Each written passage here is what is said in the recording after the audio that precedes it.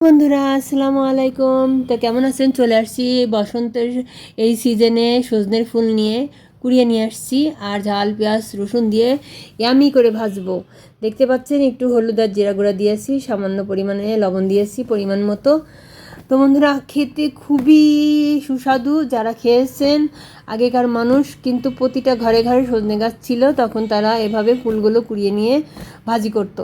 তা আমি কিছু চিংড়ি মাছ অ্যাড করেছি আর দিয়ে দিচ্ছি নতুন আলু। আপনারা অবশ্যই যারা খাননি তারা দ্রুত এই ফুল আপনাদের গাছ থাকলে পরে কুড়িয়ে নিয়ে ভাজি করে খাবেন। এতটা ইয়ামি, খাওয়ার পরে আমাকে কমেন্ট করবেন যে ফুলভাজিটা কেমন লাগলো। তা এই সজনে ফুলভাজিটা কিন্তু দারুণ। মাছ মাংস থাকলে সামনে খেতে ইচ্ছা করে না, আমার তো খেতেই ইচ্ছা করে না। আমি এই ফুলভাজিটা পেলে মাছ মাংস ফেলে থুয়ে কিন্তু বন্ধুরা এই ফুলভাজি দিয়ে ভাত খেয়ে নিই। তো দেখতেই পাচ্ছেন কতটা ইয়ামি লাগছে দেখতে, আর ভাজার পরে আপনাদের সাথে শেয়ার করতেছি। দেখেন কতটা কালারফুল, আর খেতে তো অসাধারণ বলে বোঝানো যাবে না। যারা পুরাতন মানুষ খেয়েছেন তারাই জানেন যে এই ফুলভাজিটার টেস্ট কেমন।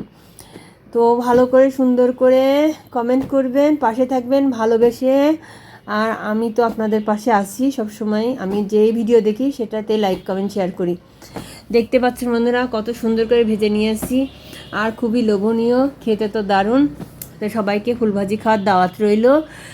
আর অবশ্যই ফুলভাজি খেতে আমার বাসায় চলে আসবেন, আমি আপনাদের খাওয়াবো। তো রাখি বন্ধুরা, ভালো থাকবেন, সুস্থ থাকবেন, আল্লাহ হাফেজ।